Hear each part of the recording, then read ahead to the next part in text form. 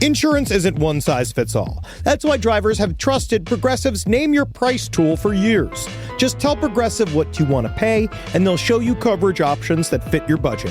Visit Progressive.com to find a car insurance rate that works for you. Progressive Casualty Insurance Company and Affiliates. Price and coverage match limited by state law. Let's talk about Angie. Angie! Oh, Angie! Angie's been connecting homeowners with skilled pros for over 30 years. And they've made it easier than ever to tackle home projects. Their nationwide network has experts in everything from plumbing and landscaping to roofing, remodels, and more. You can read verified reviews and request and compare notes to find your best price. So join the millions of homeowners who use Angie to get the job done well. Download the Angie app today or visit ANGI.com.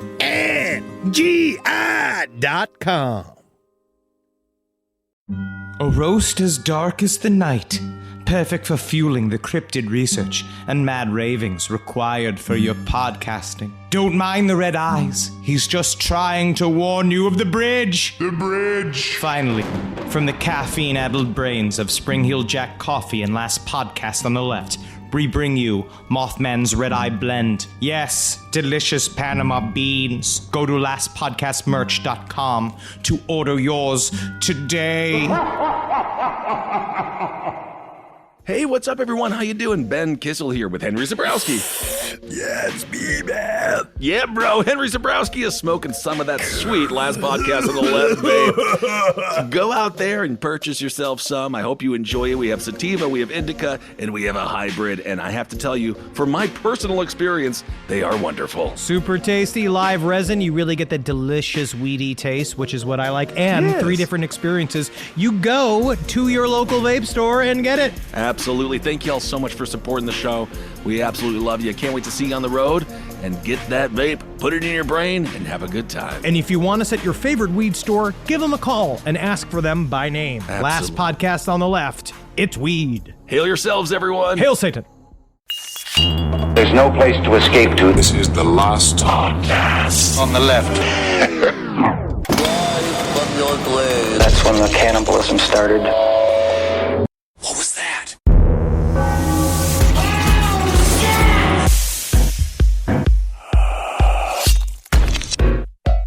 Ugh, a whole week off. Ugh, I can't even believe. Do we even broadcast anymore? Jeez, a whole week and not talking into a microphone? Oh, you talked, but you did talk a lot, though. I screamed. Yeah, for 5 days. Yeah, absolutely. Of course. You may have talked actually more than in the microphone. Brutish, muscular woman. I'm trying to get my teeth around the words brutish and muscular, big old woman. Are you Vince McMahon trying to cast another wrestler? Are you saying brutish or brood-ish? Ooh, interesting. Brutish. She was kind of, she was regular, right? She didn't even care about a lot of things. She did stare eating pears a lot. We'll get into how much fucking pear eating happened in this story. Oh my goodness. But yeah, brutish and muscular. I view her as brutish. All right, that's my kind of gal. Welcome to the Last Podcast on the Left. I am Ben, hanging out with Marcus. And Henry Zabrowski, the most brutish man in podcasting. I got a couple of Bordens right here. Oh, my. Yes, indeed. Well, it is nice. It is an audio medium, but you always do act out when you kiss your tits, just so Marcus and I can see it and really be in the mood. I actually want you to, these are more excitums than boredoms. Indeed, what a little nibbler they are. Okay, today's episode, people have been clamoring for it, probably for like a decade.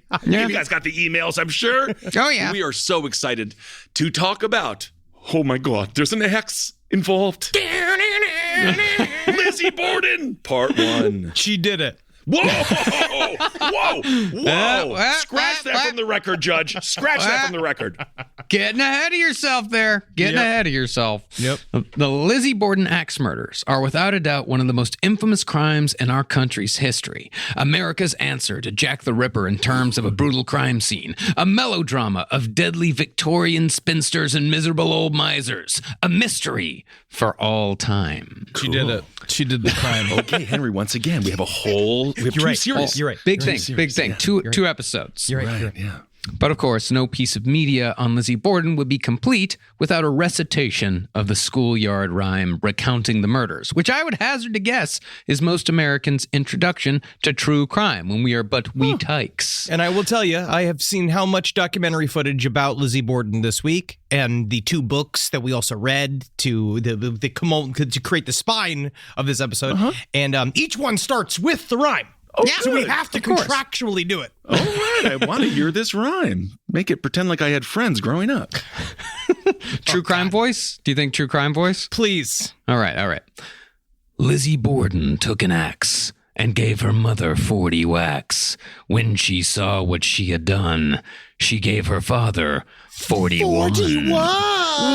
Yes, that's what you fucking got. But you know what? Because last podcast on the left, we always add something to the conversation. Sure. Right? Yeah. We're always a part of bringing true crime, new stories out of the world, old stories refreshed, refurbished. Like, who can't wait to see where Willy Wonka came from? Absolutely. Can't fucking wait for it. Well, the Oompa Loompas, how'd he get those? Fuck it, who cares? Who cares? But what we decided to do... But she was on a plane with Epstein. Yes. Honestly, if Willy Wonka, of all fictional characters, probably was on Epstein's plane. Okay. But I decided I want to write my own poem for Lizzie Borden. And this is all workshopping, all right? Because we're trying to So this isn't perfected in any way. This could just be a colossal nightmare is what you're saying. Yes. Yeah. Okay. So let's see. All right, here we go. Should I do true crime voice? Sure. I mean, hey, it's your Grace. poem, man. Do Nancy Grace? Whatever. Dealer's choice.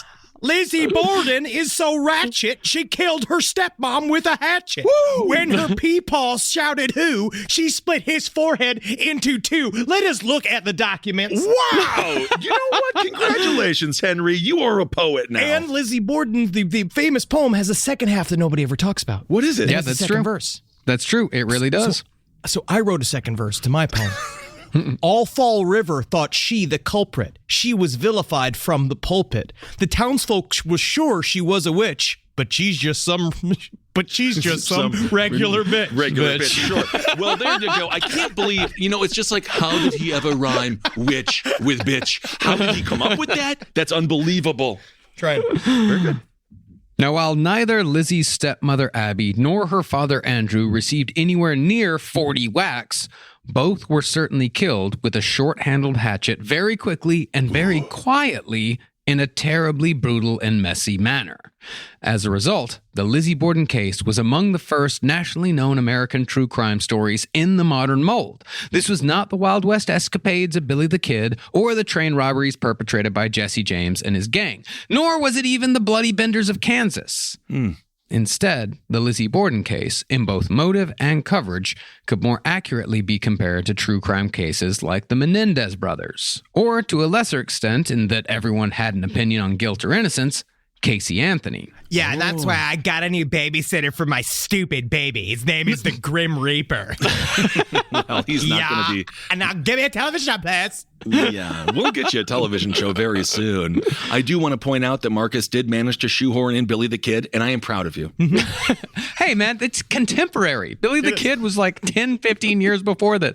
He was one of the first big American true crime stories. Sir, I take umbrage. That was not a shoehorn at all. Okay. No shoehorn. The shoe fits. But the difference here is that unlike Casey Anthony or the Menendez brothers, where the conclusions are cut and dry, i.e., they did it, there is still, nearly 130 years later, great debate as to whether or not Lizzie Borden actually did the deed. To be fair, I think it was cut and wet because of all the blood. The blood. Yeah. To that point, as we explore this case, 2 things will become apparent. And these 2 things are pointed out by author Bill James in his fantastic book, Popular Crime. Any fucking student of true crime needs to read Popular Crime. Awesome. But let's go through these 2 points. First, it is nearly impossible to see how Lizzie Borden could have committed this crime. Okay. Second, it is nearly impossible to see how anyone but Lizzie Borden could have committed this crime. This is what I'm saying. This is what I'm saying. Hold on. You'll see, right? There's a small window of opportunity. We're going to go through the details of the case. Next week, we're going to talk a little bit more about the trial and how sensational it was and how crazy it was. But this story, every historian that approaches the story, because this has the same kind of gravitas as Jack the Ripper, as any other of these perennial, like now famous true crime stories that like first of all shows that we've always been obsessed with true crime. Absolutely. Right? Every society loves true crime. And, Always. But every single historian is like, I am going to solve this. And not only do they think that they're going to solve it, but much like Billy the Kid, they all have emotional investments deep inside of the Very Lizzie much so. Borden story. It's Right. especially the people that own the Lizzie Borden house bed and breakfast that continues to operate to this day. Yeah, man. I want to go so fucking bad. yeah, Want dog. that. It's actually on our future vacation list. Fuck yeah, dude. What a world. Lay on the couch, man. All right. Yeah. So this is kind of the true crime version of President Bill Clinton arguing like what the word is. So that's what's Maybe. happening here? Is Maybe. it like that? Yeah, no, because it really, we'll get into the details. Okay. Yeah, we'll get into the details, but it really is like it's impossible either way you slice it. Okay. Now, outside of the analysis of the case in Popular Crime, we use two other books in research for this series. The first, and probably the best, is The Trial of Lizzie Borden by Kara Robertson, while the other, also beautifully written, I'm going to read a couple of excerpts from it, Wow. is The Borden Murders by Sarah Miller. These are both very good true crime books. I mean, I must ask from a listener perspective, it seems like these books have more high praise than our usual book. I mean, obviously we always praise the books, but these books seem to be pretty good. They're just great true crime books. Okay. And it's also just a great fucking story. Awesome. Now, to understand the Borden murders, the local reaction to the crimes, and the public's attitude towards Lizzie, you've got to understand both the time and place in which these murders occurred. Traveling back and then tick, tick, tock, tock, tick, tick, tick. I did not have sexual relations with that woman. That's right. That's really good. Bill Yeah, Clinton. that was Took us back in time. Wow, that was awesome. So we're in the 90s now. We're the New York Knickerbockers. We're named after pants. Okay, we're getting there. Yeah, we're getting there. All right, it's a basket. We don't cut a hole in the basket. Perfect. We're free basketball. The scene was 1892, Fall River, Massachusetts.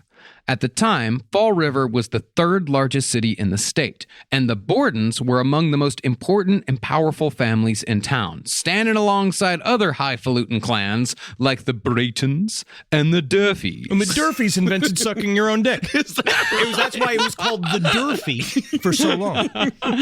Wow, isn't that something? Andrew Borden, Lizzie's father, was tall, gaunt, severe-looking, and extremely cheap, despite being one of the wealthiest men in town. Did every town need a rich old miser? Or is that just every story we've ever covered ever? Where it's just like there's always a man with the big cheek beards, right? Because he had the big cheek beards, Of course. hanging and crunches up, being like, I'll tell you what I know about business. Like he's like a little Ebenezer Scrooge Jr. Yeah, I don't know if every town needed one, but it seems like every town had one. We will be flinty and hard as a stone. Well, Andrew Borden started his career as a cabinet maker who also made coffins. But such was his reputation, amplified after his death by unscrupulous journalists, that it was rumored that he chopped the feet from the dead to fit the corpses into smaller, cheaper caskets. Yeah, man. I mean, I can't. My people deserve respect. At some point, how big are we? How big is this coffin going to be? We're also looking at man hours for digging these graves. Every fucking 6 Right. inches probably adds a couple hours of work to the grave digger's job, right? At this time period. Is there any reason why I don't particularly care. You can chop me in half and stack me Yeah, up. you're fucking dead. It doesn't really matter. Well, due to both his business acumen and his thriftiness, Andrew Borden was worth $500,000 in 1892 money when he died. Adjusted for inflation, Yes. $15 million. Nice. Also, now that I think about it, though, in case of a zombie apocalypse, he may have been on the front lines of saving the human race. Zombies without feet. Think about that. They could get on their, they could stomp. Well, they could, but they would still be in pain and they wouldn't be as fast. So I think we actually might need to get rid of all feet post-death, just in case. Are you going to just be fixated on this? Are you an inside man for diabetes? Is it the idea that you want every American to shed their feet? No, but my friend was trying to warn me about my own lifestyle, and they sent me how Waylon Jennings died with no feet because of diabetes. That's really very scary. Yeah, he kind of lost his feet. Yeah, that's it. Yeah, but guess what? You don't lose your feet. It's not like losing a shirt. You watch them go, and then someone helps come take them from you. Right. Yeah. You don't get to keep them either. No. It'd be kind of fun if you put them on your hands and you were like, I'm walking with my hands. Yeah, it's macabre, but it is fun. But even though Andrew Borden was one of the wealthiest men in town, he wore threadbare ties and, quote, this is a report from the time, shockingly bad hats. Yeah. Whoa, big media. There's some hats out there, man. You've been surprised because, like, especially his swastika-shaped dinner hat, there was no reason for it because at the time it was a symbol for good luck. Yeah. I mean, this is the time of hats. Like, if you're going to be a hat guy, this is the time that you want to live in. It's 1892. your pork pie hat, yeah. Yeah, that's your stovepipe hat. There's Well, a lot of hats going around. I believe at the time it was a proper gentleman had to wear a hat. Yeah, Okay. of course, until Kennedy. But to be And then fair, we see what fucking happened to him. Yeah, he should have worn a helmet. but to be fair, Andrew was known as courteous, industrious, temperate, a gentleman, an old-fashioned Yankee to the core, if a bit thin-lipped. Yeah. Now, in keeping with his somewhat miserly ways, the Borden home was modest compared to Andrew's wealth. Modest is a very nice way of putting it. It was like the smallest house on the block. Okay. Yeah. 92 2nd Street was a 2-story home centered in the busy thoroughfare of town. The only luxuries, central heating, and a flushable toilet in the cellar. Cool. Yo, you tell me that's amazing for back then, 1890? That is what you need. Yeah. At this point in time, running water was actually having running water in your sink, it was pretty common by this time. And So, electricity was around as well. Yeah, it was actually very cheap to just have a fucking shitter in the cellar. Like, he didn't even build... Did they have electric cars too? Now, this would have been just fine if Andrew lived alone, or even with just his wife. But the Borden home was also full to the brim with unmarried daughters. Brutish, muscular woman. I mean, I actually think it's kind of refreshing to hear the humility of a very wealthy man just living in kind of a modest home. This is how you live, though, Kissel. I can see why you think that this is cool. But he had millions of dollars. He had plenty of money to do whatever he wanted. And at some point, what's the point of having the money if you don't live in any way, shape, or form that's above what primitive people are living, especially at the time? To lord it over people. I forget. Well, besides Andrew and his second wife, Abby, the Borden home also housed older sister Emma, 41, and Lizzie, 32 years old at the time of the murders. Cool. Ooh, and based on inflation, that makes her about 75 years old by today's time. Yes. Damn. She did seem it. Yes. Wow. Now, this house was built in the old style with no hallways, meaning one had to walk through one bedroom to get to another bedroom, which served to only heighten tensions in an already cramped space. Like, imagine, this is like it's living in a railroad house, not a railroad apartment. And it's cool when everybody's 25 and hot.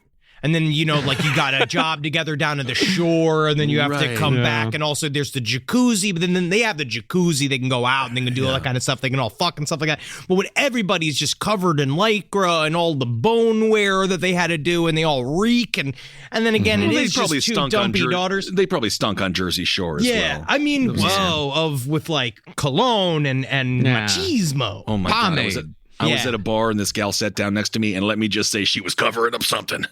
Oh, yeah, it does happen. It's called a whore's bath. Okay.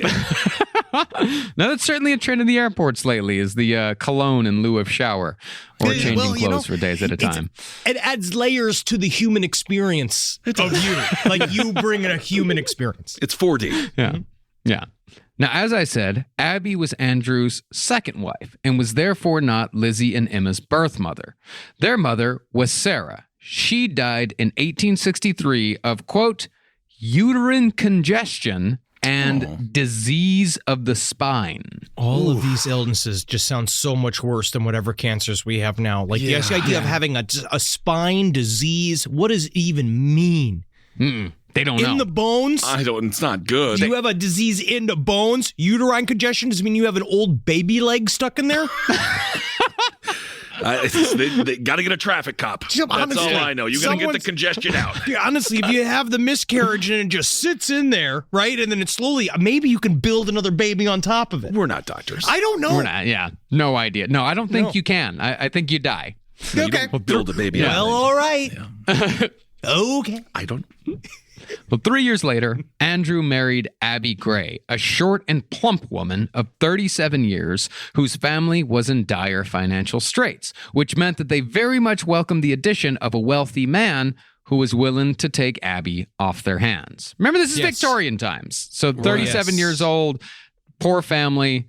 It was very much like in the cards for her to just die one day. Of course, and are you willing to just come and dress, bathe, and feed a 60-year-old man that will take care of you for the rest of your life, right? That sounds fun. I can't wait for that time period. I mean, no, at the time, he was also in his 30s. Like, he was also like in his late 30s. Oh, that's not bad. They all just look older. Yeah, they just look older. Yeah, he was in his 60s when he died, but at this point, this is like 30 years before that. Okay. But she was described as grayish and unnoticeable. Yeah. Jesus. Man, people we think we're mean now. Yeah. Her maiden name was Gray. Oh. Yeah. That's what she gets. Now, from what it seems like, Andrew married Abby basically because he needed a housekeeper and someone to look after his 2 young daughters, because Lizzie was only 3 years old when her mother died. As such, the Borden home was not one filled with love. Rather, it stunk of unhappiness, marked by the kind of tension that comes when 3 adult women, ages 32 to 65, and a sour old cheapskate live in a relatively small 2-bedroom house with little to no privacy.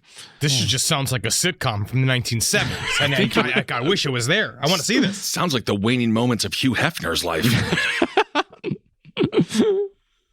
Well, concerning Lizzie's relationship with her stepmother, there was never any violence between them or even threats of violence. Lizzie had once called Abby mother, but after a mysterious disagreement 5 years before the murder, Lizzie merely called her Mrs. Borden. Yeah. But simply, Abby and Lizzie just didn't like each other. Maybe they had one of those scenarios where Abby came down and No, it's saw not. They Lizzie did not have her sex with each other. I know what you're saying. Like, she teaches her how to please the boyfriend in a way, and then they kind of come together, and then it gets complicated.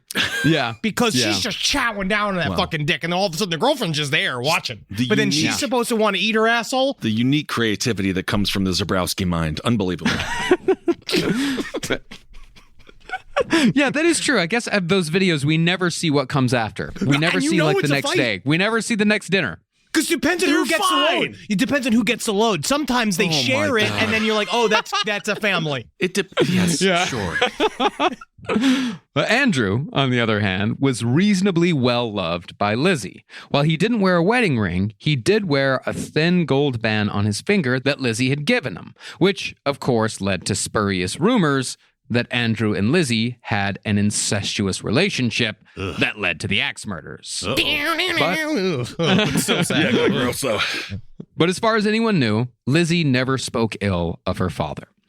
Now, by this point in their life, neither sister seemed likely to marry. Lizzie was put in the spinster category after failing to snag a man by 22, and Emma, at 41, had long passed the Victorian marrying age. No, I know this also lends towards the idea that Lizzie was some form of secret lesbian, but I don't think every spinster in Victorian times was a secret lesbian. I don't think so. I think just some of them just looked at the dudes at the time and that they were gross. Many secret lesbians just married, you know? And they just have kids. But since Andrew was so wealthy, neither Emma nor Lizzie had anything to worry about financially for the rest of their days, and were in fact indulged a fair amount by their father, even if they had to ask 2 or 3 times before they got what they wanted. He was cheap, but with his daughters, he'd let the purse strings go a little bit. Sure. As such, both women lived the extraordinarily dull lives of Victorian women of leisure. There seemed to be... Or should I say, women of leisure. Leisure. Is it bad? I just don't know, man. It's just like you literally, if you read about this, we'll talk about like what Lizzie's story was of the day. There was so much pear eating. And talking about pears and being like, and our pears were in season this year. Not like our neighbors, the McCunties. The McCunties, their pears were dry. Yeah, well, that's not the kind of pear you want. Well, let me tell you about Lizzie's life, what Lizzie busied herself with. Mostly, it was charitable works. She served as a secretary for the local fruit and flower mission. Cool. She was treasurer of the local Young Women's Christian Temperance Union. Yeah, there's some And- videos will probably be shot inside of there. Sure, absolutely.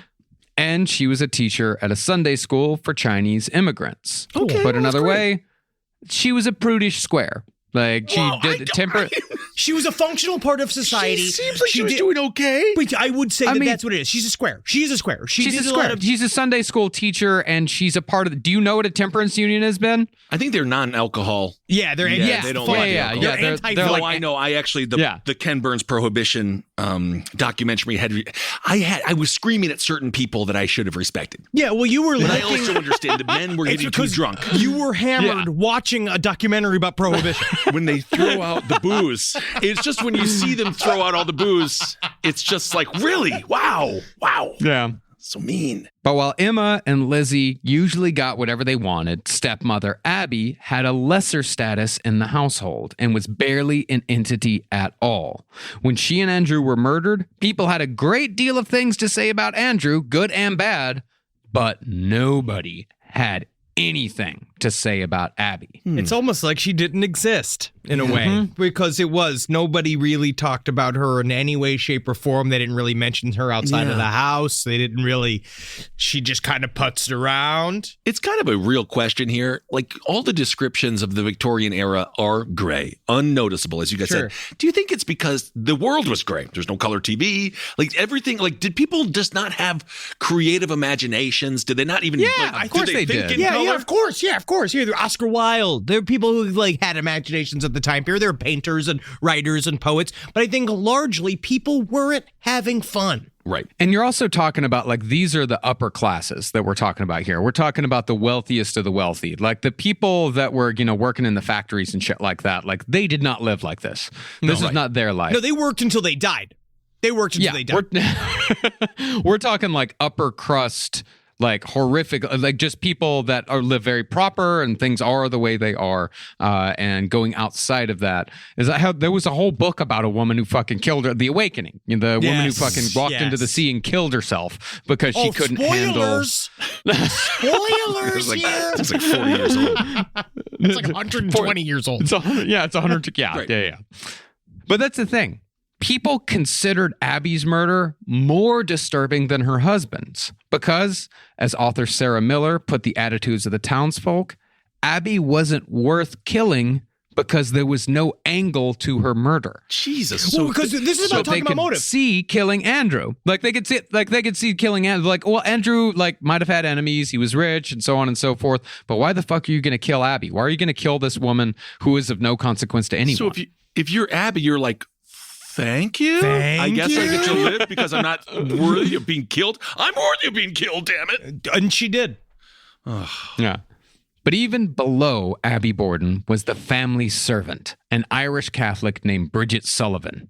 Bridget was called Maggie by the Bordens because their previous servant had been named Maggie, and Abby didn't want to learn a new name. Yeah, oh dude. my God. But That's what Marcus's grandfather did with his dogs. Yeah. That's easier with a dog. There's no name Shadow, with right? Shadow. With Shadows. Shadow Shadow one- 1 through 4. Oh my That makes God. sense, though. But for dogs, the thing is, Not really. this is a story that we'll get into more so next week, but there's a lot of anti-Irish racism in this story. That's really interesting because this is about the rise of the Irish coming to America, because it's also the first time we had a bunch of Irish cops. There was all this like weird shit. Like the thing about the Bridget Sullivan thing is that she was from Ireland and she came and did and they looked down on the Irish as swarthy, dirty, like penguin people, like people for the half-thoughting, half-thinking troglodytes. But it's not so. We know now, thanks to science, modern science, we know now that the Irish think just as fast as everyone else. I'm happy that you stopped that conversation where it can oftentimes I go. did good. I did good. Now, as far as previous crimes at the Borden home went, there was one daring daylight robbery. Wait a minute, you called the Irish swarthy. They I'm are the saying they opposite said- of swarthy. At the full of time- lies, The Irish, Marcus. do you know what swarthy means? At the time, they thought of them as so sweet, because compared to Victorian English people, they're swarthy. That's what I would put. I'm it. not even sure what They swarthy live means. under the ground. They lived in tunnels under the ground, in subterranean worlds, and I'm they not sure. worship trees. It's been a long time coming. Seriously, do you know what swarthy means? It means you're all full of it. No, it means dark-skinned. You called the Irish the palest people on earth. You called them dark-skinned. Black Irish. All right, you know what? Let's just move on, shall we? Yes, none of us know what that word means. Hearsay. I mean, Marcus does. I know you, Marcus. New York Times best-selling author. Yeah, we wrote jokes, okay? Now, as far as previous crimes at the Borden home went, there was one daring daylight robbery. The year before the murders, Andrew Borden reported that the house had been burgled in the middle of the day when everyone was at home. The thief picked the lock on Andrew's desk with a nail and got away with $80 in cash, $25 in gold, Abby's gold watch, and a couple of horse car tickets. Now, the robbery was never solved, but it was rumored that the horse car tickets were traced back to Lizzie, which prompted Andrew to shut down the investigation. She was a little bit... Rumor. There's rumor, but there is some rumor that Lizzie Borden she liked to do a little Winona Ryder style. She would take a little bit. Thieving for fun. Mm-hmm. Okay. Well, then, in the spring just before the murders, the Borden barn was broken into twice, and a flock of pigeons were stolen. Fuck! How the hell do you do that? You gather them up. They're in cages. You gather them, you just carry the cages away. Great, got you. It seems like a very loud burglary, but that's okay. Yeah, I guess not. Another rumor is that Lizzie kept the pigeons as pets, and Andrew beheaded them as punishment for some unknown transgression, which prompted the murders. But these are a lot of stories that kind of also came up in the Menendez brothers trial, right? It's these types of things where the story try to come up, trying to find a motive, trying to find why would they kill, why would they do it? Yeah, this is just one of many made-up stories you're going to hear over the course of the series. Every journalist in the country tried to create any motive, no matter how ridiculous, to try to explain how someone like Lizzie could kill her parents with an axe. Whoa! Yes! Sick ripped. No stairway. Fuck yeah.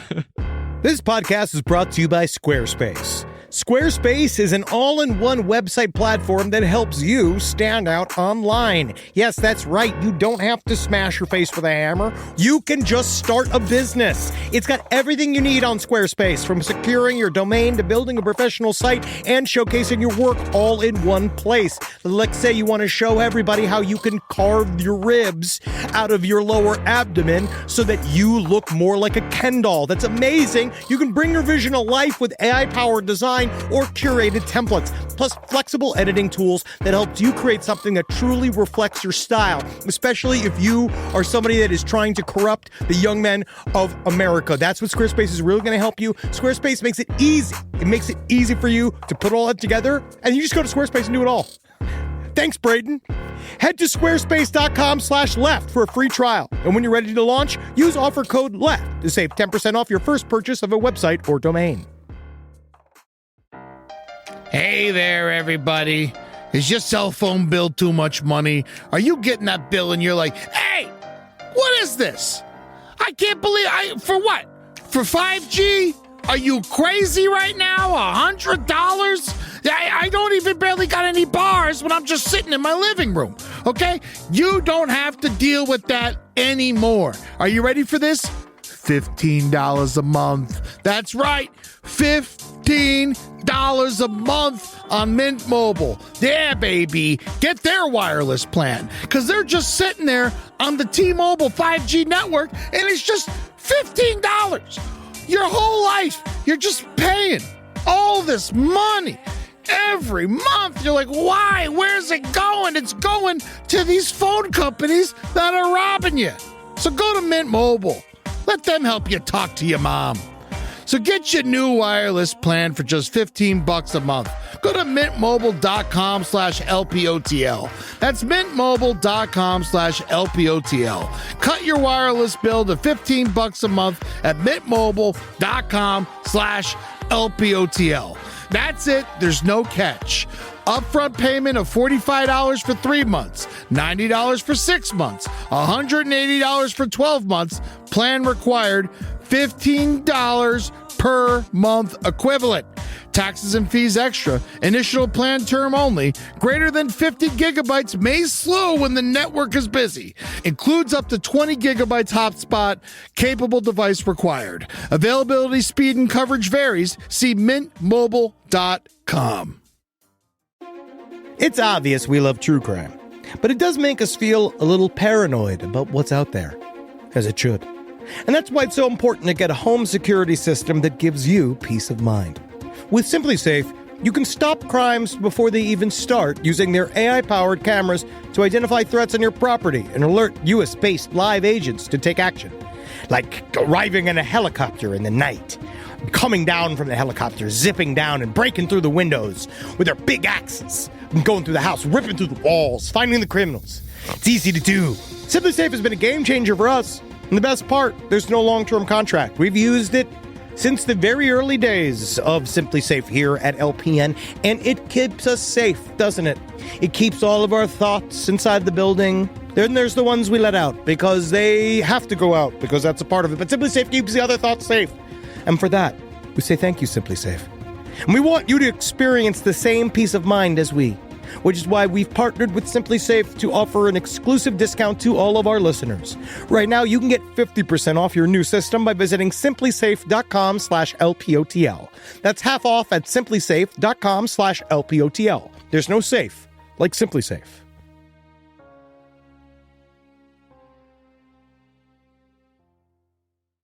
Now, the days and weeks leading up to the brutal murders of the Bordens held a few strange occurrences that either have nothing to do with the murders or everything to do with the murders. I feel like we're talking JFK again. Yeah, deeply confused. First of all, elder sister Emma Borden had been out of town for an extended period of time. That meant that the witness pool had shrunk considerably. But she was also considered an agoraphobe that had never really left the house up until that point, and then she randomly kind of decided to go visit friends abroad for a certain period of time. That's very difficult for someone suffering with agoraphobia. Yeah, and so it's almost like she was getting out to help set up either her alibi or the fact that they'd been planning this shit. Whatever. Okay. We'll get there. Then, on August 2nd, 1892, 2 days prior to the murders, in the highest heat of the summer, the Bordens took a chance on some leftover swordfish for dinner. Oh, this might not be good. That resulted in the elder Bordens and Bridget the maid taking turns running backyard to vomit. Lizzie, however, was only lightly affected. They apparently had running food going on in the house. I guess that was very common at the time, where they had like a boiling pot of simmering mutton stew that had been there for 4 days, right? So they were eating that up until that started making them sick. Like and I guess that's how they know it's done. Well, and the mutton was after. Yeah. Oh, that was after? Yeah, the mutton was man. after the swordfish, yeah. Hot-ass old mutton, man. So they didn't really know the proper way to store food at this time. Well, I mean, they didn't have it. They lived in an unair-conditioned house. It was the summertime. Like, it's just a fucking hot there was no fridge. There was no icebox. Like, they're just eating fish that had been left out for a couple of days. Okay. And it's obvious that that was the culprit. Right. But Abby Borden was suspicious of her malady because Lizzie hadn't gotten anywhere near as sick as she and Andrew. Abby became convinced that they'd been poisoned. So she went to her doctor, Dr. Seabury Bowen, to complain. Yes, let's take a look. Let's take a look at your uterus. This must be removed. Nothing to do with it. No. The doctor told her that it was probably the fish, but the night after the swordfish, everyone ate mutton. And again, everyone got sick except Lizzie. Meanwhile, Lizzie's just like, So I got a problem because I got trash can stomach. I've been building up a resistance to trash and gunk. It's possible she does. honestly, look at you, Kissel. You never get sick. Never get sick. That's true. Replacing Emma's place at the table, however, was Lizzie's uncle, John Morse. John Morse had traipsed into town unannounced the day before the murders. This is just a message to our Zoomer listeners, some of your younger people. There used to be a time when there was no such thing as like a thing called like a texter or like any sort of information any way, shape, or form. People used to do this thing where they called visiting you.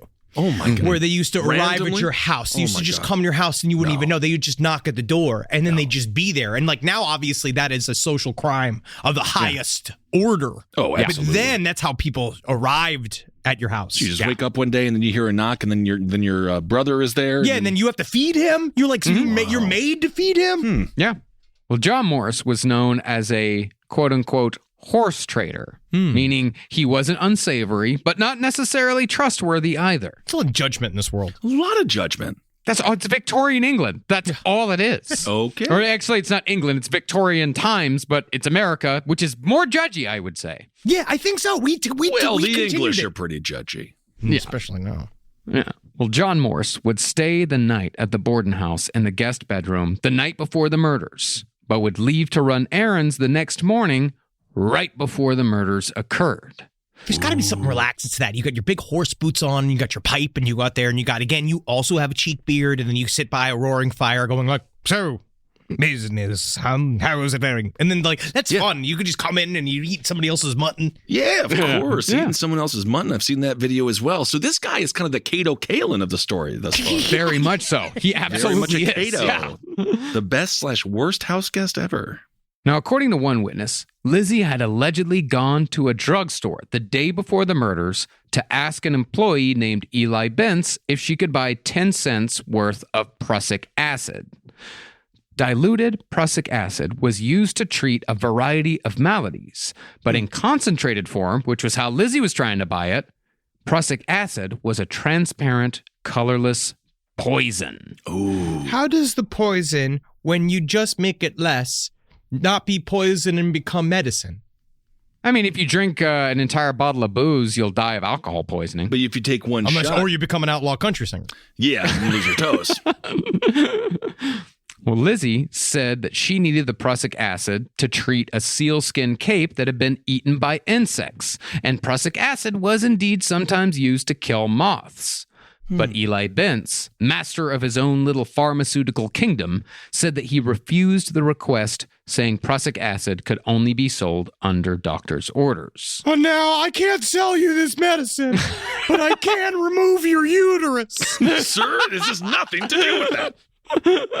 Now later, this supposed attempted purchase would be used to demonstrate that Lizzie Borden had a murderous mind, especially when it was combined with the instances of the elder Bordens getting sick. And she very well may have had that murderous mind if she did indeed do the deed. Yeah, she did it. But We just don't know, do we, Henry? We just don't know. But Eli Bentz only came forward when the Lizzie Borden story reached a fever pitch, and it's possible that he mistook Lizzie for someone else. Oh. Another brutish, muscular woman. Could be. The wife of a police inspector later said that around this same time, she went to that same drugstore to test Eli Bentz on whether he would illegally furnish poison to a customer without a prescription. And she was indeed refused. Same exact story that Eli Bentz said happened with Lizzie Borden. So it could be that Eli Bentz confused his Victorian ladies and just wanted to be a part of the story. You know, during the opioid crisis, we could have used more Eli Bentz. The fact that he actually said, no, I'm not going to sell you this thing because it's going to kill somebody. Yeah. He did try. That's good. Good for him. But again, we will see after the fact. A lot of people joined in because Fall River, they wanted to be a part of the story so much, and they really and they to this day they love being the center of the story. You know, it's the third biggest city in Massachusetts. Was. Yeah. What? Cool. But concerning Lizzie's supposed murderous mind, she certainly had violence of a kind on the brain before the killings. The night before the murders, she visited her friend Alice Russell and told her that their milk had been poisoned, which is why her family was at that moment horking in the backyard. This is the first time they all ever had a group hork after a fucking 5-day dinner? I guess so. Yeah, I hope it doesn't happen that much. Lizzie also, very coincidentally I might add, told of the previous daylight break-ins, a shadowy figure she'd seen skulking around the back of the house one night, and an argument she overheard her father having with an unknown gentleman over a rental property. But this is Lizzie's story. Mm. Right, Well, so no, Lizzie's like, actually, and he this must have been some form of Portuguese. He's some kind of Portuguese man. Maybe an Irish person could be. This is what she's telling Alice Russell. And she added that she was afraid that somebody would do something to her father because he was so discourteous You know to how people. my father's a fucking asshole? Yeah, I actually don't. It's just so weird that you He's a told jerk. me all that. He's a jerk and everybody hates him, and I know. It's because crazy, I'm the yeah. king of... Because I'm the president of the everybody hates my dad society. It's just so weird. You just told me all that random shit I didn't need to hear about. Yeah, write it down. Yeah. Use the times. You need to Just so you timestamp know. it. Yeah, Okay. when all that happened, and here's my schedule for tomorrow. This totally makes sense. Yeah. Would you say I'm brutish? No. Thank you. Unless being brutish is also. Yeah, Nothing wrong with being brutish. Yeah, come on. Absolutely. Takes all types. Now, if one is inclined to think that Lizzie did it, then this very much sounds like she was laying the groundwork to place the blame of a murder elsewhere. Mm-hmm. And as it was, the murders did indeed occur the morning after this conversation with Alice Russell. Now, the timeline for the Borden murders is muddy, if only because the events surrounding it are so mundane. In short, Lizzie Borden said she spent the morning of the murders ironing handkerchiefs and searching for lures in anticipation of a fishing trip that wasn't even going to happen until that following Friday. Well, It's like it's made up. Because she said that she spent her morning being like, I had my handkerchiefs, and they were all sorts of wrinkly, and I was like, this is bumming me out. I need these to be perfectly straightened so I could hork my fucking mucus into it. That's for certain. Oh, I got some iron somewhere in the fucking shed. I guess I'll just go root around in the shed for an hour and a half. You never know when fishing's gonna come. you never know when, it was a I did spontaneous it exactly 10:45. Yeah, I mean, it's not a made-up day. It's just a regular day for a woman with nothing to fucking do. I mean, she really did wander around the yard just picking up pears from the pear tree and saying, oh, that one looks nice, This is a and nice putting it one. back down. That's how that one dude discovered fucking gravity. So let's not. he was a scientist. Newton. Newton. That one dude, Newton. But I hate pears. What do you I mean love you hate pears. pears? I hate Why do you pears. hate Oh, I pears? I like are a pears? stewed pear. Oh, just eat a fucking pear, bro. Hate Such a pears. fucking fancy boy. I don't like How did pears. you become such a fancy boy growing up He in has fucking always been a Queens? fancy boy. I know he's the know. most fancy Pears boy in are Queens. fancy fruit, you fucking pieces of shit. Bananas are for the people. but that's the Oranges are thing. for the people. You don't even like pear. No, pears are not a fancy fruit. Pears are a fancy fruit. We could do this all day. I'm gonna Google. I'm gonna Are Google. pears a fancy fruit? Are pears? You think that Google a has the fancy fucking answer fruit? for that? I want to see what it says. Are pears a fancy fruit? What are fancy pears? The pear's No, the the ans- prince of fruits. Jesus Christ. Listen That's to this. because People are saying right here, it's called the Prince of Fruits. this is where we want to talk about the dangers of the internet, right? So if you ask a very pointed question like that, you will get the answer that you want. Yeah, The pear is the exactly. prince of fruits. You just need to know when to eat them. That's what they're saying here. Like, oh, you don't talk about how fancy is that. There's only a tiny window to eat them. Yeah, you just got told what you because you just were always fucking Googling fancy things, and your computer knows that you want to see fancy shit, so it tells you that yes, pears are fancy, Mr. Fancy Boy. Whatever, man. Whatever. Literally the death I of hold journalism. my You truth. just proved why journalism is dead. At least I served a purpose today. Well, really, we don't have a solid idea of exactly how the murders happened, or even exactly when they happened. What we do know is that at about 11 a.m. on August 4th, 1892, Bridget the maid was washing the windows outside of the house when she heard Lizzie cry out in horror. Oh, Oh no, she must have found a bad pear. oh, fuck, I hate this bad pear. Oh no. Lizzie said that father was hurt and needed the doctor. So while Bridget ran to fetch Dr. Bowen, a neighbor named Adelaide Churchill spotted Lizzie in distress. Flapping her arms. She must have ran into some bad pears. She asked what was the matter, and Lizzie said, quote, Oh, Mrs. Churchill, do come over. Someone has killed father. Okay. All right. immediately, Churchill asked where Lizzie's stepmother Abby was, and Lizzie replied that Abby had left a note saying she'd gone to see a sick friend. Lizzie also quickly added that father must have an enemy because the milk had been poisoned the night before. I saw him come and he had a little cane and a green top hat. And he said something about his precious coins. Oh, you're referencing Warwick Davis in The Leprechaun. Is that correct, Lizzie? Yeah. You didn't even know that movie came out, did you? Whoa. It's 100 years from now. Warwick's a fine name. Yes, it is. Warwick Davis is a fine actor as well. Give the guy a little bit of fucking respect, would you, Hollywood? Yeah. Well, soon, Dr. Bowen arrived in a carriage and entered the Borden home. Lizzie told him that her father had been stabbed or hurt, then took him to the sitting room where she'd first found the body.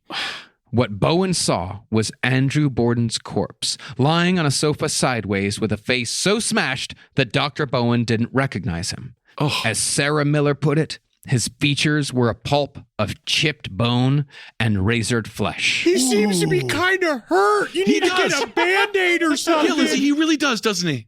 Quote, one blow sliced straight through the nose, lips, and chin, while another dented the forehead, split the left eyeball in two, and carved the cheekbone in half. Slivers of bone were missing entirely, while others were driven into Andrew's brain. In all, the murderer had opened a gap 2.5 by 4 inches in the left side of Andrew Borden's skull. He must have forgot his hat or something because there's a hole there now. Yeah, maybe slip. Was it a slip and fall? He must have fallen. He must have fallen, yeah. Holy, I have never heard of someone's eye being chopped in half. Yeah, dude. Yeah. It was a vicious. That's the thing, too, about the nature of this crime. The true crime, the crime scene photos that come out about this is that it's very similar to the O.J. Simpson style of murder, where it's rage-based. His fucking head was completely caved in by which we up to debate. Is it a brand new axe? Well, we don't know. Yeah, I mean, it was described by one police officer as raw meat. Yeah. Oh, God. Now, as far as where Lizzie said she was during this most terrible murder, she said she was in the barn looking for a piece of iron for a fishing sinker. You never know when you're going to end up at a lake with your poles, with a bunch of other girls and a big boat. You want to be prepared. You got to always have them on you. Yeah, makes all this. What a great alibi. But she returned to the house when she heard a strange noise. And that, she said, is when she found the body of her father. Now, contrary to later reports of coldness and eerie calm, Lizzie Borden was actually quite upset immediately after finding her father's body. But there was another, more disturbing question that took about 30 minutes to even ask. Where was Abby Borden? No one even thought about her. This is the truth. No one even brought her up. And then finally, Mrs. Churchill did ask, where's Abby? Is she around? Abby? But then they immediately forgot about her for another half hour. That's the wife. Yeah. That's the wife. Yeah. This is the wife. Okay. Yeah, the stepmother. Okay.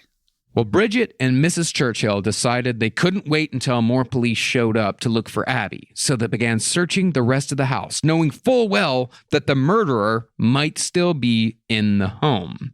This is 11 a.m. in broad daylight in one of the not one of the busiest section of town. Yeah, they're right off the main street. It's a tiny house. Didn't have that on my 1892 calendar. Really good. Because also accurate, because I don't know if they played bingo yet. No, maybe not. But then he was in the idea that this man was hiding on the ceiling. He was, I don't know where do you think this guy was? He was Lionel Richie. This is the thing. You can't just go, where was he going to go? Where was he going to hide?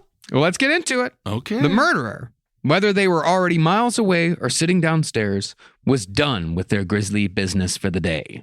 Mrs. Churchill crept to the top of the stairs, peered through the spindles of the railing, and saw a thick black pool of drying blood. I got blood here. Blood here. Abby Borden was found upstairs in the guest bedroom on the other side of the bed, lying face down in a puddle of coagulated blood. The coagulation was key because it told investigators that Abby had been killed first. Must have been another pretty catastrophic slip and fall. Yeah, it seems like there's a lot of... Someone's got to stop leaving all these piles of jelly everywhere. Yeah, Lizzie, seems like a lot of crazy murders happen in your house. Yeah, it does seem kind of suspicious It's or not whatever. kind, it's just a little suspicious. Arm wrestle me to see if I did it.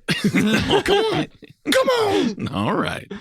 Now, when Abby's body was turned over, it was found that while her wounds were less gruesome to the eye, she'd actually been the victim of more blows. 18 whacks. Shit. All to the back. 14 on one side of her head, 4 on the other. Again, Sarah Miller. The cuts in this cluster were so near to one another that they had effectively become crushing wounds, smashing shards of bone into Mrs. Borden's brain as though she'd been clubbed by a blunt instrument. The bleeding was so profuse she was soaked halfway to the waist, clear through to her underclothes. Even the canvas backing of the carpet on which she lay was saturated with blood. To be honest, when I first saw her there, I thought she was just sucking up a bunch of berry juice that was on the ground, and I didn't want to interrupt my sweet stepmother who I hated. Yeah, that's another totally valid excuse. Now, when Abby was first found, part of her body was wedged under the bed, making the corpse not necessarily easy to miss, but not necessarily hard to see either. And while she had no defensive wounds, the position of her injuries suggested that she took at least one whack while facing her attacker. Well, because, when you get hit with an axe, right, it chunk. Like, let's say she got hit in the back. You got to pull the axe up out for the second blow, and then they turn around going, oh. Hey, could have done without that. Well, that's the thing, though. Axe or hatchet. I'm thinking hatchet. Much more likely. Axe just sounds better in a nursery rhyme. Well, that's why I updated the poem. and I rhymed ratchet and hatchet. With hatchet, The hatchet and the axe are kindred spirits, though. Yeah, no, they are. Yeah. It's just one's smaller, one's larger. Yeah. I do own both, but I like my hatchet more. It's fantastic information. Help Carolina. Help her. Reach out to Carolina. Please, God. She's very happy. That's exactly what he would say. Well, Abby had fallen to the floor during the attack with such force that there were bruises on her nose and left eye, and her arms were up around her face, suggesting but not proving that she was flailing and kicking on the floor as the final blows fell. Basically, creating a lot of noise, which seems to be a thing that no one's really talking about. We'll get to this. Right. Quite possibly creating a lot of noise. Now, you'd think the house would be swarming with police at the first suggestion of a prominent businessman and his wife being so brutally murdered. But these murders happen to coincide with an annual policeman's excursion to a nearby amusement park. You gotta be fucking kidding me. Most city cops were out attending vaudeville shows and riding the Ferris wheel. They had a set day where all of the cops went to the amusement park, right? Where they would go, all of the cops in town would go to an amusement park. This is real. And Except for a few. They had a skeleton crew. The duds were left behind. Like, Yeah, fuck the you. bad You're ones. not going to the fucking amusement park. You Stay didn't at get your home. permission slip signed. They were doing wheelbarrow races. They were playing tag full uniform. They were passing their guns around and trying them. All right. As such, most investigators didn't return until late afternoon. With funnel cakes and big teddy bears and You know they shit. were fucking hammered. Absolutely lit. Oh, yeah. Only 5 officers. And like I said, the duds at that were in town to handle the massive investigation that lay before them. Now, first, they questioned Lizzie, but not to see if she'd done it. Rather, they wanted Lizzie to tell them if she'd seen any Portuguese men hanging around the neighborhood. It's the Portuguese. Just randomly just going to throw that out Well, there. this was one of those. We had fun race terrors throughout all of these time periods where like one new race that showed up, they'd be like, "That's the new villain," and then they were like, "This one this week it was Portuguese." That is fun. Well, in Fall River in 1892, the Portuguese were the first to blame if anything unsavory happened, because being swarthy Roman Catholic immigrants, because Portuguese can be swarthy. Sure. Yeah. Sure. It made them suspicious to the lily white Protestant ruling class. You look different from me. You're Roman Catholic. Therefore, you are capable of murder more than I am. We were really suspicious of a long time of any other race that could swivel their hips side and side. Like anybody that could that had an innate sense of rhythm, we did not enjoy. Okay. Yeah. Well, as such, 2 Portuguese men were arrested in Fall River on the day of the murders. One for withdrawing his life savings of $60 and another for asking directions to New York City. But what were they arrested for? Because Being it there. made it look like they were on the run. Yeah. Okay. Just being on there. You know, just this lazy is- cop work. Yeah, sure. The tale It's, as old as time. it's a part of the fabric of our country. Yeah, gotcha. Yeah. But while police were questioning Lizzie, her uncle, John Morris, returned to find the gruesome crime scene, thinking that he was just coming back to have lunch with his brother-in-law. And I must be served lunch. I am visiting. Jesus. And I suspect there will be a full lunch made, and there will be soup, and tobacco will be stuffed, and I will be allowed to put my horse shit-laden boots somewhere inside your bathroom. Give the guy a heads up, put a note on the door, just be like, just so you know, when you come in, there's going to be a lot of blood and stuff like that. Yeah. No? Bro. This is a paid ad by BetterHelp. You know, stigma shows up in a lot of different places. I know I had to explain to my handyman about the devil imagery in my home. I had to explain that in our home, El Diablo es bueno.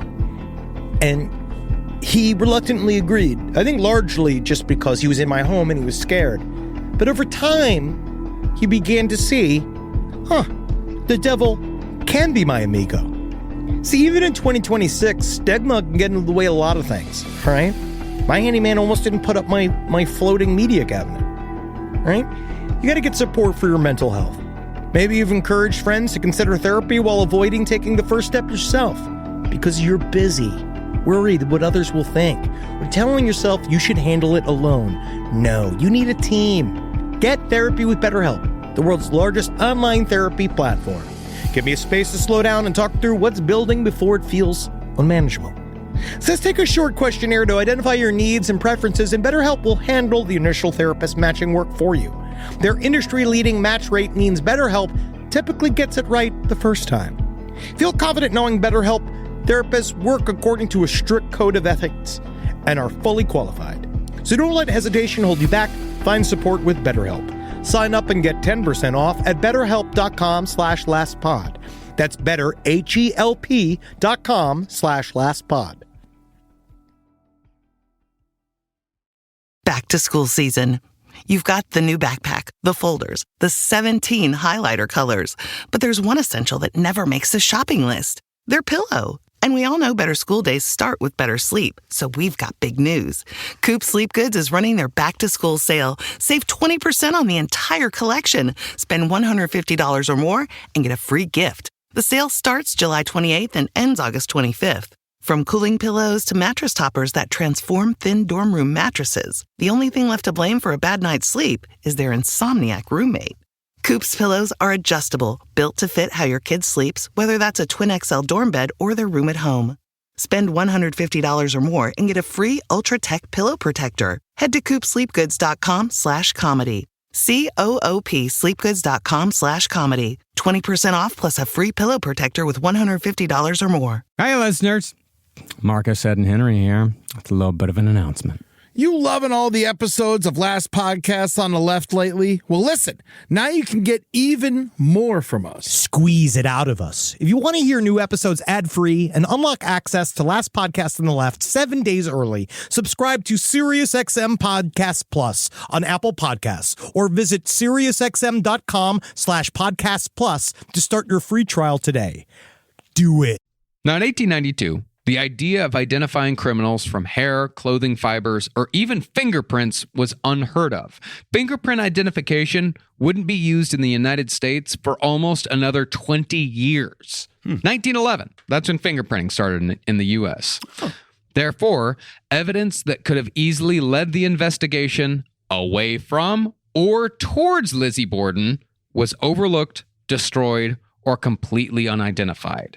It's said that if the Lizzie Borden murder had happened, like, say, anytime in the late 20th century, we would know who did it immediately. Well, it's because it was such a brutal crime. It was a very brutal murder. So obviously there would have been something left behind, but who knows? Did she have any? Well, I'm sure we'll get into it, but it seems like the person that did it would be covered in blood. Well, that's gonna be a big fucking. We're gonna call that a sticking point. That's a sticking point. Okay, great, good to know. The thing was, Lizzie was cognizant enough to know that there was something in the house that could be seen as evidence against her. She pulled Dr. Bowen aside and told him that she'd been menstruating. Yeah. And as such, there was a pail crazy what's going on with me, all right? Listen, I didn't mean to tell anybody. Circle of life, it's okay. Yeah, I'm saying, okay, it might be a suspicious amount of blood came out of me. I'm talking like about a gallon of menstrual blood came out of me, and I think some of it had a face. Okay? Okay, well, thanks for telling me. I just Again, I'm not know. a doctor. I just work at the gas station. Yeah. So, thanks for that. It is just shooting out of me. I got it. Thanks. Well, because of this, there was a pail of blood-stained menstruating cloths soaking in the cellar. Okay. Now, one could say that these bloody rags were not menstrual towels, but rather the implements used by Lizzie to clean herself of blood after the murders. But Lizzie Borden was also very much menstruating. Nice. And it was common practice. Sweet. Yeah, fuck yeah, bro. That's awesome. That's sweet, man. That's so metal. And it was common practice at the time for ladies to soak their menstruation cloths in buckets in the cellar. Sure, It's not weird. No, I'm not you saying gotta it's clean weird. this very good. Yeah. In the end, though, it was the timeline that placed suspicion on Lizzie. So let's take it step by step. Okay. After gathering all the pertinent information, police speculated that Abby and Andrew Borden, still suffering from illness, ate breakfast with Uncle John Morse at 7 a.m. At 8:45, Morse left to visit relatives, and Lizzie ate breakfast alone shortly after. At 9:15, Andrew left the house to go about his business, while Abby told Bridget to wash the windows outside. Which also, we want to do this clue style. Bridget was super upset because she was forced to go clean all the windows, which is extremely heavy, hot work to do. And of course, on the hottest day of the fucking year. And of course, they wouldn't even refer to her as her own freaking name, which at some point must be demeaning, and you must get really fucking pissed off. The suspects are everywhere. By 9:30, Abby was upstairs in the guest bedroom making Uncle John's bed. Oh, make your own fucking bed, Uncle John. All right. There, she was struck by 18 blows and killed. Now, Abby Borden was a woman of stout stature, and it stands to reason that a 200-pound body hitting the floor would have made some noise. Yeah. But neither Lizzie nor Bridget saw or heard anything. Especially a Victorian housewife getting stabbed to death with a fucking axe, right? Because I think she'd be going, "Ah! Ah!" That's my impersonation. Or perhaps you're so in shock you actually don't make any sound at all. Absolutely not. Because they say that remember, it's from the back. Like if someone walks up to you and sinks an axe into the back of your head, you're not going to fucking react at all. Like, I don't know, but maybe if we did a $100 Patreon tier, we could maybe try it with one of our incredible listeners. Sure. Just to see what it comes out to. It's a great suggestion. Don't do it. Just don't do it. No, don't do it. Yeah, please. No, don't do it. Again, the only way you get on the show... We haven't set up the tier yet. We haven't. The only way you get on the show is if you find an alien. Please God. Yeah, that's it. We haven't, and you know what? We still haven't gotten any fucking takers on Six Flags on us. It's $1 million. That's all it costs. That's all it is. And then we provide parking and lunch. Well, at 10:45, over an hour after Abby had been killed, Andrew returned home to find the door had been bolted from the inside. Oh. Bridget then rushed to unlock the door and uttered a colorful exclamation. Pshaw! What does that mean? Pshaw? Yeah, pshaw is what she said, which at the time meant like, God damn it! Yeah, that's the thing. Back then, like, you know, it's the whole thing with like Deadwood. Like they did not say fuck that much. They would everyone would have been dadgummit. Yeah. And so on and so forth. Come, Sarnit! Yeah. But this pshaw elicited laughter from Lizzie, who was descending the stairs. This is important. She was descending the stairs from the front landing, which lay opposite the guest bedroom where Abby laid dead already. Okay. Andrew entered the house and went to his bedroom, passing by that same guest bedroom without noticing his dead wife inside. Nobody even looked at her. Nobody cared about her existence in any way, shape, or form. It's like prison when you walk by a cell. You're not supposed to look into it because you never know what you're going to see. But this is a family, and it's just kind of sad. You normally would see them. You should see them. Yeah. Well, it was said that they all pretty much lived separate lives. Sure. But Cool.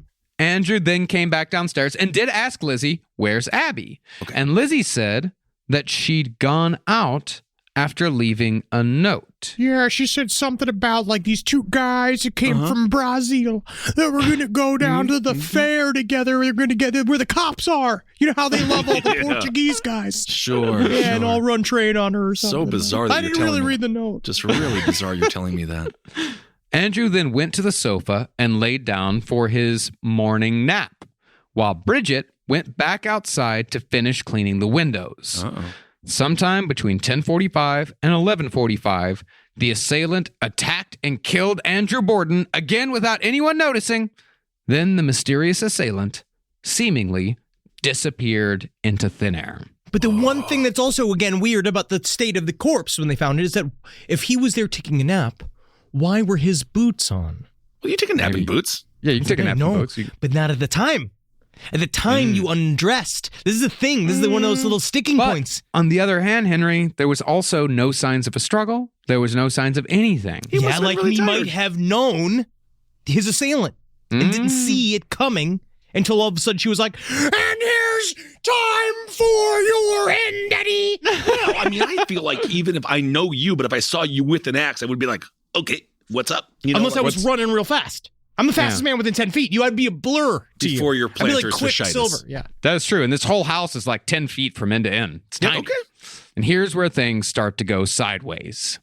See, Lizzie, by all accounts, was extremely upset after discovering her murdered father. So, to calm her nerves, Dr. Bowen shot her full of morphine, but also gave her powdered caffeine to keep her awake so the police could question her. Yeah, because you know who's the most reputable person in all history was John Belushi. Because if you were on a speedball, like all you can do is speak the truth. Absolutely. Yeah.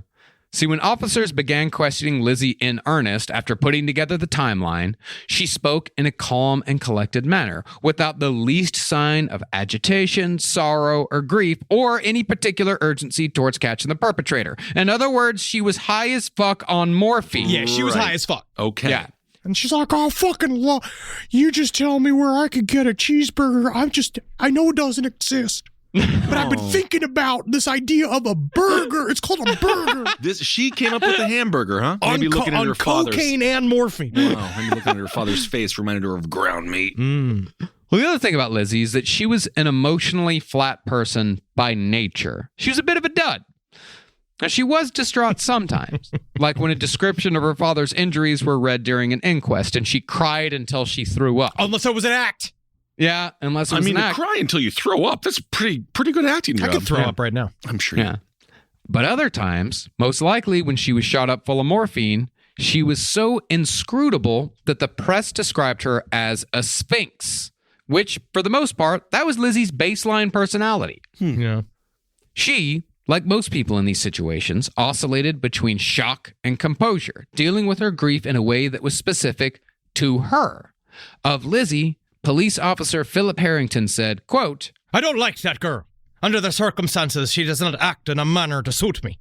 It is strange, to say the least. It doesn't really matter if you like her. We're trying to figure out who killed the Abby and her dad. If I could, I'd take her over my knee and I'd spank her. I'd remove each stitch of her clothing and I'd wash her first, and then I'd spank her, and then I'd play with her feet. Yeah, you're a horrible. And I'd keep her in a cage until she died. Yeah, horrible police officer. But I also think that it's amazing how through all history, this has been one of those things that have come up again and again in these true crime stories of like, she's not acting like that anything's wrong. Like this idea of like questioning your way of grieving. I'm not sure what her personality, I don't know if it means more or less when it comes to her ability to do something like this. It doesn't, if you were like a super chill person, like, do you just do this? Mm-hmm. She's just flat. Maybe. Or it sits inside. Because then there's a lot of people who said she had a temper.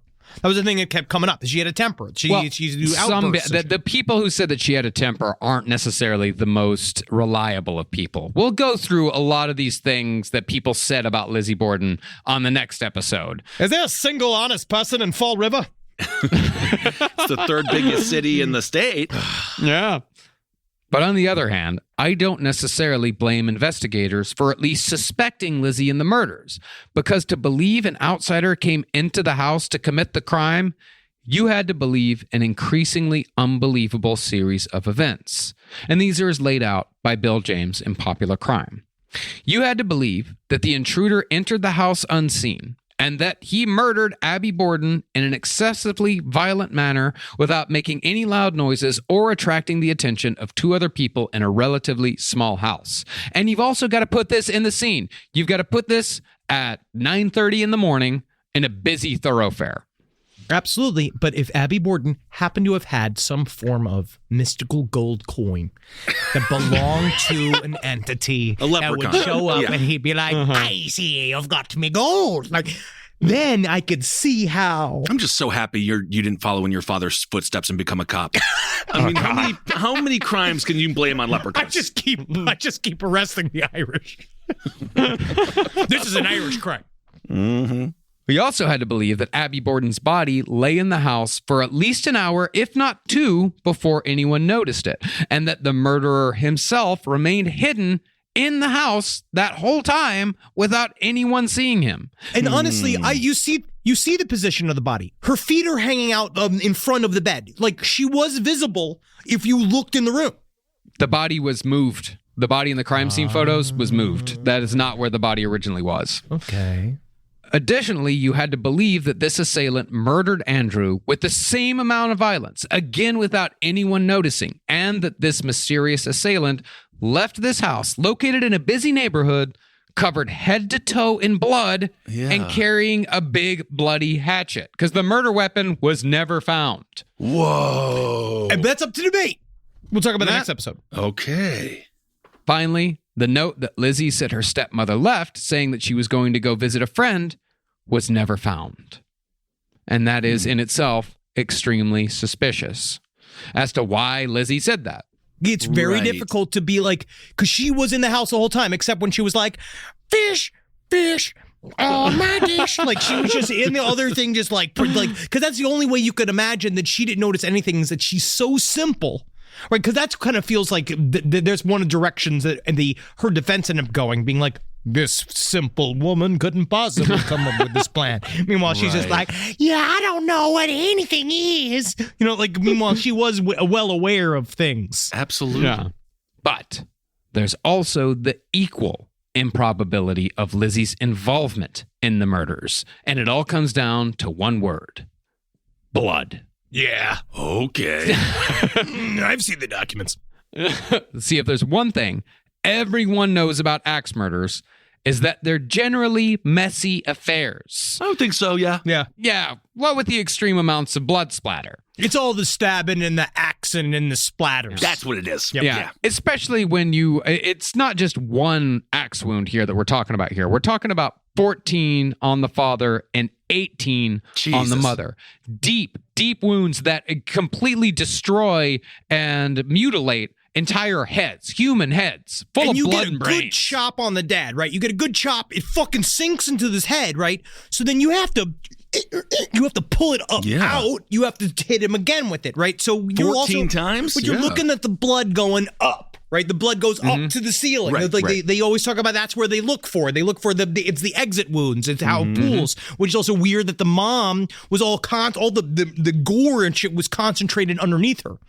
Which seems she might have immediately dropped, and then she was stabbing and stabbing. But even then you would see some splatter.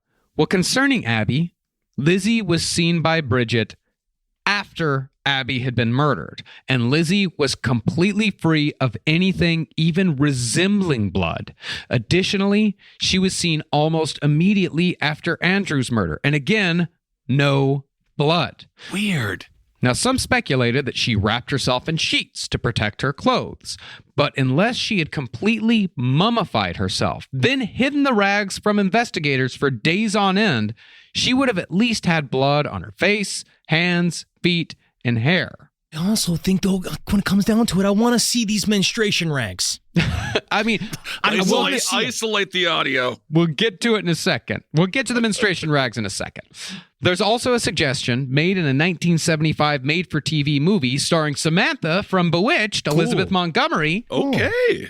That Lizzie committed the murders in the nude, then washed herself and quickly redressed before calling down the maid. You know? Oh, my God. That's plausible for me. That's plausible for me. It might be plausible in the age of modern plumbing. This is 1892. The only running water in the house was the flush toilet and a weak spigot in the cellar. Both of which... Okay, let me ask you for a second. Think about how much of a mess you made when you had to clean up just corn syrup and food coloring after a murder fish show. True. How much of a mess did that make in a sink with modern plumbing? True, it does make a mess. Unless, it depends on, because each room had the clean water dish, right, that you'd use to clean up before and after dinner. So it is possible that she did it in her room, created the mess, then dumped the water, brought it in. So she did have access to water inside of her room. I would argue that you would have, even if you had just dipped your hand in blood, I would argue that it would be near impossible to clean that off using just a water dish. But think about how little attention any of these people paid to anybody else. Everybody was up their own fucking ass. So when you're all walking around, they're all living these separate lives. No one's really looking at Busy. Bridget's already fucking mad because she's been profiled by the family, right? Because she's just out there going like, I'll tell you what happens when my home country, we made a unicorn president. Like, like she's doing all this shit and she's grumbling and shit. So she's not really caring about what Lizzie's doing or what anybody's doing. I don't know. I mean, think about those wounds. Both heads were completely shattered with great force, meaning chunks of brain and bone would have found their way at least into Lizzie Borden's hair. But her hair was completely clean of anything both times she was seen, and her hair was completely dry. It was completely put together in the Victorian style. Maybe I'm just really lonely, man. But when you said she was naked, man, that was like, that's kind of hot though too. But you're still stuck on it. Well, no, because you're thinking of naked Elizabeth Montgomery. That's hot. Yeah. Yeah. Well, furthermore, speaking of the nudity, this is a Victorian Sunday school teacher and member of the local temperance league we're talking about here. This is the very definition of a prude. This is not someone who is likely to even think about traipsing around the house nude in broad daylight. That tracks for me. Absolutely, of course. But then I feel like there's just a way to do it where you just, again, give me the rags. Yep. Let me see these rags. Well, there's a lot more bush hair back then as well, so perhaps that had something to do with it. So she could just pull it up over her. She could just pull it over her head, and she could protect everything. Yeah, like the cousin from Family from oh my goodness, Addams Family. Addams Family. The other thing is that Lizzie also couldn't have gone through the house to clean herself up between the two murders without Bridget seeing Lizzie through the windows that Bridget was cleaning all morning. Right in the line of sight. We'll talk about it in the trial. Bridget said that she was talking to some other maid for a period of time where she walked away and commiserated with some maid like it was fucking Wilson from Home Improvement. Well, and they were all bitching about how everybody hated Irish people, and then she came back. So I don't know. Okay. Well, let's just go through a timeline of what Lizzie would have had to do in order to do this completely clean. People seeing her in between the murders and people seeing her immediately after Andrew's murder. At most 10 minutes after Andrew's murder. Okay. She would have to murder Abby naked. Cool. Sneak past Bridget, covered in blood from head to toe, dripping blood the whole time. Awesome. Clean herself up, including washing and drying her hair. Go back. Clean up all the blood that she tracked down to the basement. Get redressed in a cumbersome Victorian outfit to be seen by Bridget again. Then she has to get naked again, murder her father, clean up again, get redressed again, do her hair again, wash and dry her hair.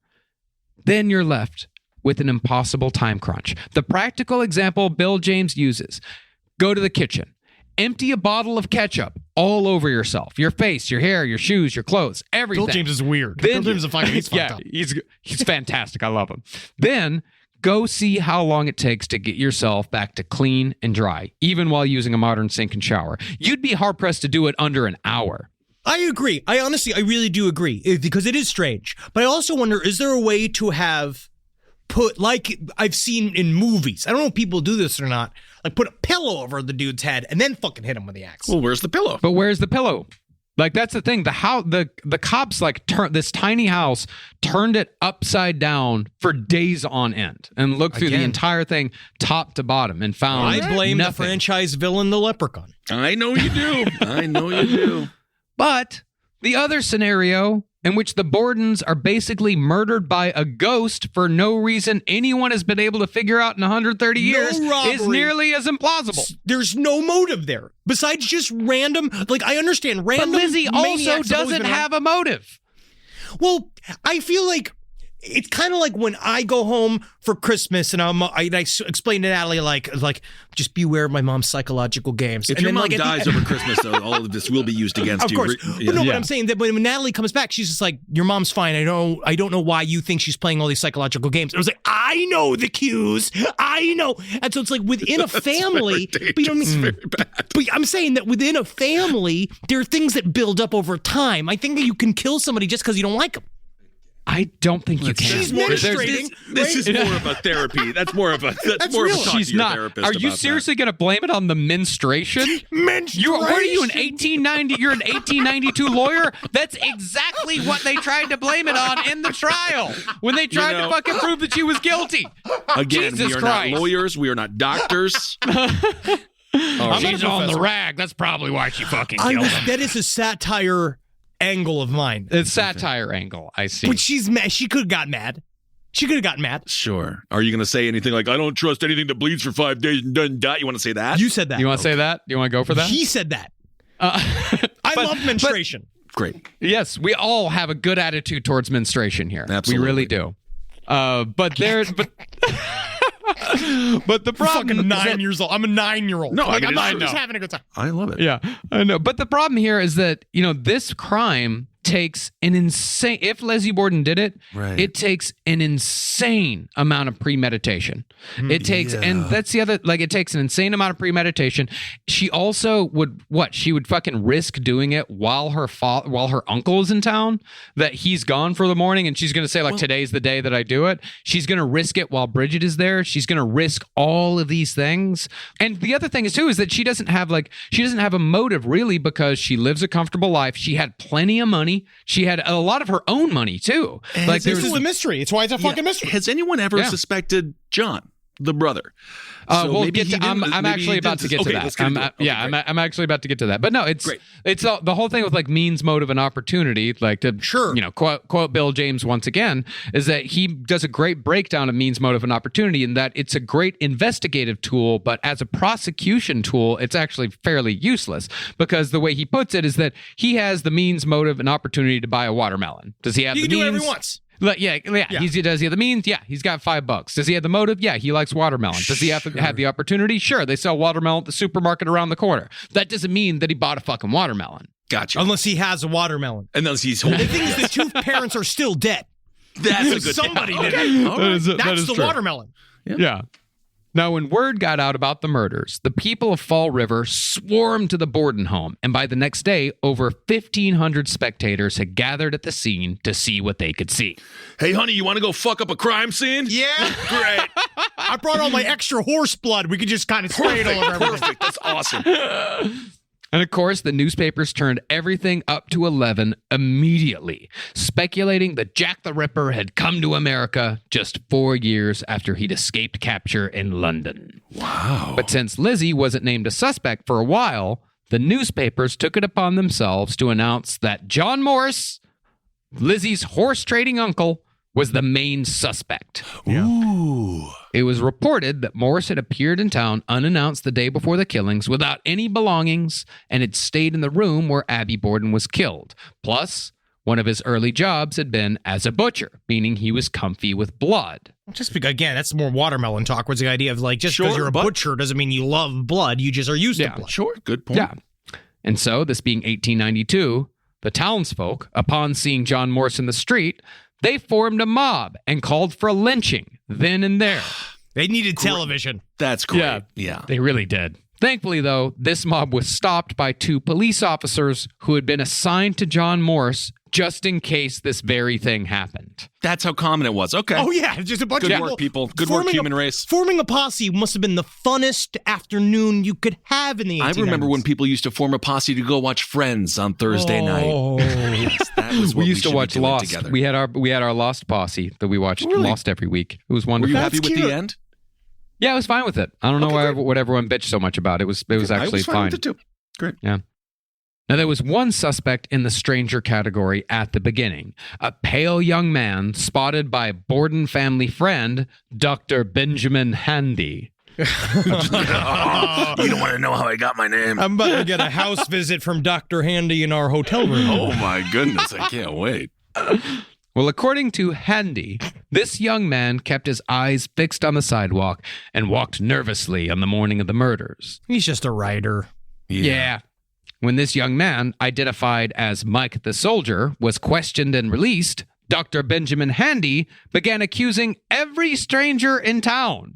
Just picking him out. He's got to do Just give something. him one reason or another. Of course, nothing came of it because Dr. Benjamin Handy was fucking crazy. I miss my time period, man. I really miss my time period where my skills could have been the most effective. You Because I think definitely Henry Handy, that's the name you want? He did it! Like, I'd be really good at being like, there he is, the fishmonger! That's He did horrible. the fishmonger! That's what happened in Salem. Yeah, you would have been killed. I don't know, unless you got to be in front of the pack. I see. You always got to be the guy pointing, so you're never the guy getting pointed at. You got to be the witch finder. That'll work out. In no way will that backfire. Never. No. Ask Charles Manson. Mm-hmm. Theories bounced around Fall River so numerously that all manner of suspicious characters were arrested under the flimsiest of pretenses, including a man who claimed to be the son of Andrew Borden and a mental patient. But all of them were ruled out. Then, this again being 1892, a medium named J. Burns Strand traveled to Fall River and claimed that Andrew had spoken to him from beyond the grave and had demanded that he travel to Fall River so he could arrest Lizzie Borden, her uncle John Morse, and, quote, the man at Westport, whoever that may have been. I'm getting something here. Fall River, it's the third largest city in Massachusetts. Someone's been reading a tourist pamphlet. Psychic? Now, most people were still pretty hung up on John Morse, with one newspaper saying that he teamed up with a man wearing a ragged beard, possessing shallow, gray, bloodshot eyes. Hey, man, some of us are tired, okay? Yeah. Or stoned. But then Morse proved to have an airtight alibi. The people he went and visited said he was here. People saw him on a streetcar. John Morse absolutely could not have done it. Yes. All right. From Morse, they moved on to Dr. Bowen, the first man on the scene. It was rumored that Dr. Bowen and Lizzie were lovers, but as it turned out, the rumor had been started by Lizzie's stepmother 4 years earlier because Lizzie and Dr. Bowen had dared to go to church together one Sunday. I only wanted to see her uterus for removal purposes. Wouldn't that make her father immensely happy if she found love? Only until the day they are married. You know what I mean? Like, they can't just be hanging out. They can't just do the thing where, like, oh, you know, I don't know how I feel about Unshaperoned. Dr. Bowen. Yeah, that's not how it works. She's in her 30s. Okay, whatever. But on the other hand, Dr. Bowen did engage in suspicious behavior. When police found the bloody towels in the cellar, Dr. Bowen... Let me see these. No, stop sniffing. No, don't eat. Oh, you're licking them. You're licking them. Okay. Dr. Bowen explained to them that Lizzie had been menstruating. So there was no need to investigate the towels further. Don't look at the towels. They're menstruation towels. Don't look at them. With a big broom, like, you know, like it's just sopping up a whole basement floor of blood. Just like, you wouldn't even believe. Because she is called to be, honestly, we call her the greatest whale I've been searching for. The mother whale of my whole time. The gush of Fall River. I just want to see these fat cops just the looks on their face when they talk about menstruation. Oh, yeah. She's like, They were especially squeamish about menstruation. I'm like, as sure soon they as were. Dr. Bowen said she's menstruating, they're like, a totally natural thing. no, they took his directive immediately and were like, all right, we're not touching those things. Okay. Well, even more suspicious was the fact that a torn note was found. Quite possibly the note that said that Abby had gone to visit a friend. Quite possibly the note that would have unlocked this entire mystery. But while police were in the process of reassembling that note, Dr. Bowen told them that it was of no importance. no importance. Absolutely none. And threw the note scraps into the kitchen stove. Oh my goodness, I feel like the doctor and the lady may have been in it together. This is what I'm saying. And then also her sister was also mysteriously not in town. Okay. So, once all the other options were exhausted, police had no choice but to turn the investigation towards the two people who had actually been at the scene of the crime, Bridget Sullivan and Lizzie Borden. This is straight from Clue. It really is. Now, Bridget Sullivan was considered the more likely suspect because she was Irish Catholic and she was a servant. As investigators put it, servants were a sly and lying class. So you see, she's the most likely suspect for racist reasons, you see, because it's racism blatant on our part. And classism is blatant on our part. Yeah. And even though an axe was a man's weapon, working class Irish women were known to be capable of swinging the implement to chop wood or behead chickens. If it was an Irish murder, it would have been done with the food. Oh. It would not have been done with a crime or technically an IED. I could see Maddie or Bridget. I could see her poisoning the family. Sure. What do you mean with the food? I love Irish food. We know. No, I know. I'm just saying if it stays old. If it gets old. If it gets old out there. Yeah. I like some Irish food. Well, yeah, sure. Normally Irish things are done with that's explosions. what I do like. Yeah, the food in Dublin was great. I had little sandwiches. Mm-hmm. But by Lizzie's own statement, Bridget had been outside cleaning the windows during the murders. Plus, she had no motive other than Abby never remembering her name. And there wasn't a single shred of evidence connecting her to the crimes. Additionally, the story Bridget told was straightforward and never changed. She cleaned up after breakfast, washed the outside windows, let Andrew into the house, and went inside to lie down when Lizzie called out in horror. Same thing every time they asked her. So, suspicion finally fell on Lizzie Borden, both the most likely and least likely suspect.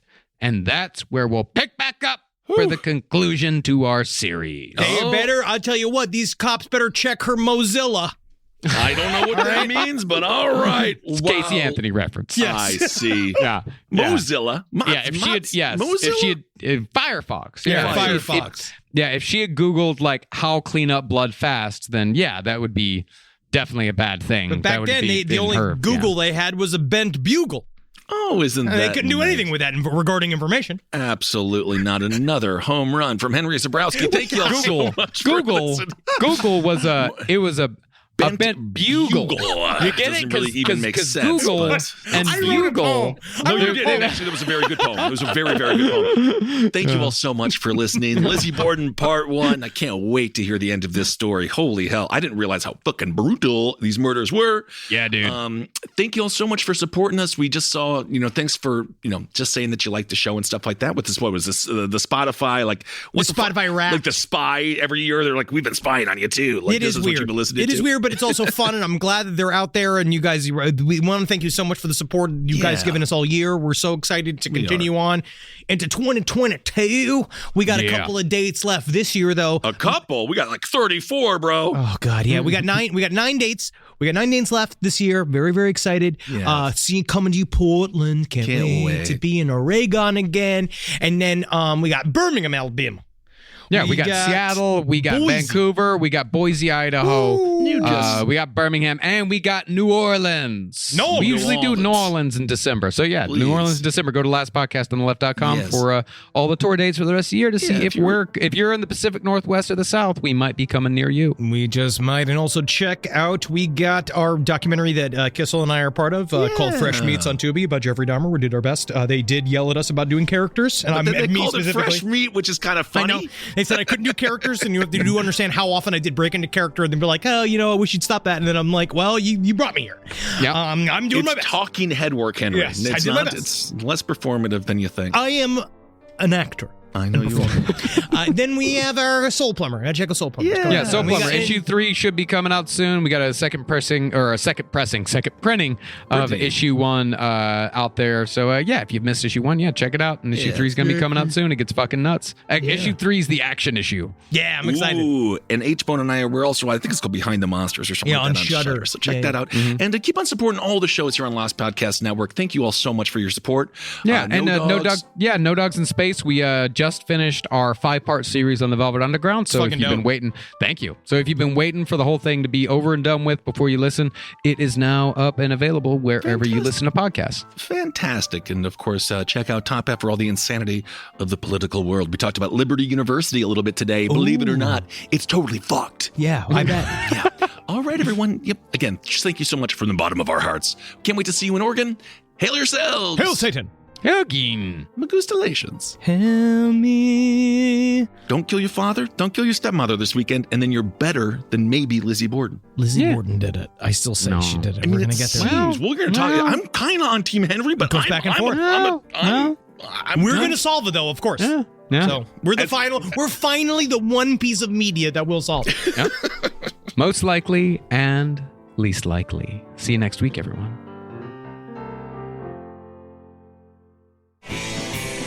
This show is made possible by listeners like you. Thanks to our ad sponsors, you can support our shows by supporting them. For more shows like the one you just listened to, go to lastpodcastnetwork.com.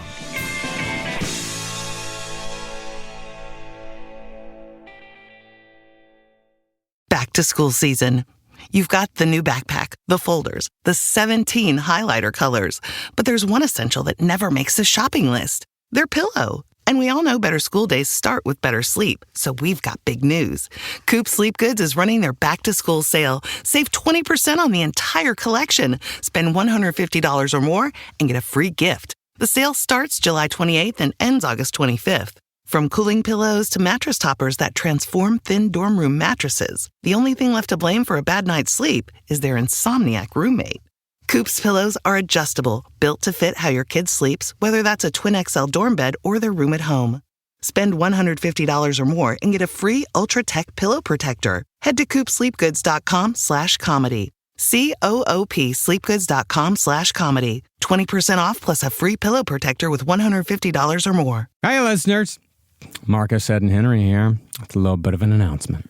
You loving all the episodes of Last Podcast on the Left lately? Well, listen, now you can get even more from us. Squeeze it out of us. If you want to hear new episodes ad-free and unlock access to Last Podcast on the Left 7 days early, subscribe to SiriusXM Podcast Plus on Apple Podcasts or visit SiriusXM.com/Podcast Plus to start your free trial today. Do it.